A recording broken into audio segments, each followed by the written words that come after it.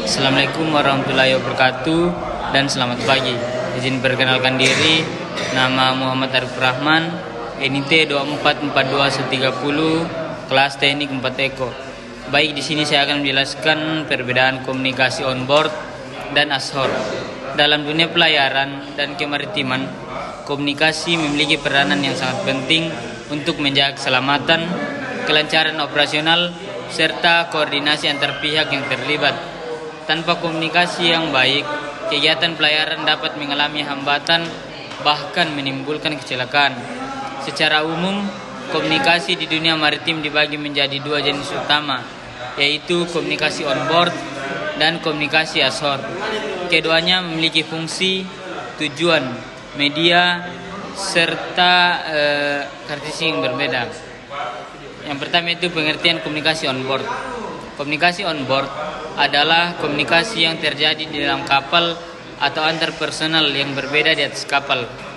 Komunikasi ini dilakukan untuk mendukung operasional kapal, keselamatan pelayaran, koordinasi pekerjaan, serta penanganan keadaan darurat.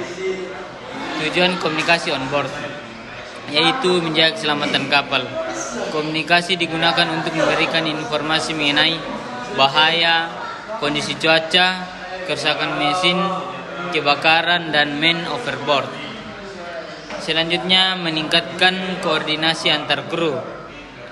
Komunikasi membantu setiap kru memahami tugas, jadwal kerja, perintah pimpinan, koordinasi, serta kondisi operasional kapal. Selanjutnya, mempercepat penanganan darurat. Dalam kondisi darurat, komunikasi on-board harus cepat, singkat, jelas, dan tidak membingungkan, karena keterlambatan informasi dapat membahayakan seluruh kapal. Selanjutnya, karakteristik komunikasi, yaitu bersifat internal, dilakukan hanya di lingkungan kapal, serta menggunakan bahasa teknis. Banyak menggunakan istilah pelayaran seperti port side, starboard, standby engine, full ahead, dan dead slow. Contoh komunikasi on board: saat sandar, bridge, standby mooring station forward, the crew forward station ready. Saat keadaan darurat, bridge, general alarm fire on deck. Semua kru segera menjalankan prosedur darurat. Selanjutnya kita beralih ke ashore. Pengertian komunikasi ashore. Komunikasi ashore adalah komunikasi antar kapal dengan pihak luar yang berada di darat. Pihak darat tersebut dapat berupa pelabuhan, perusahaan pelayaran, agen kapal, otoritas pelabuhan, bea cukai, imigrasi, tim SAR. Selanjutnya, tujuan komunikasi. Tujuannya yaitu koordinasi pelabuhan. Kapal harus berkomunikasi sebelum masuk pelabuhan, sandar, bongkar muat, berlayar kembali. Pelaporan posisi kapal. Kapal melaporkan lokasi, kecepatan, tujuan pelayaran, dan kondisi kapal. Selanjutnya, pengurusan administrasi. Komunikasi dilakukan untuk dokumen kapal, izin pelayaran, imigrasi awak kapal, serta bea cukai. Selanjutnya, permintaan bantuan jika terjadi keadaan darurat. Kapal menghubungi SAR, Coast Guard, otoritas pelabuhan. Informasi cuaca dan navigasi. Kapal menerima informasi badai, kondisi laut, peringatan navigasi. Selanjutnya, karakteristik komunikasi ashore, yaitu bersifat eksternal, melibatkan pihak luar kapal. Lebih formal karena berkaitan dengan administrasi, regulasi, keselamatan internasional, menggunakan bahasa standar internasional. Bahasa Inggris maritim sering digunakan agar mudah dipahami secara internasional. Contoh, request permission to interport, memerlukan dokumentasi.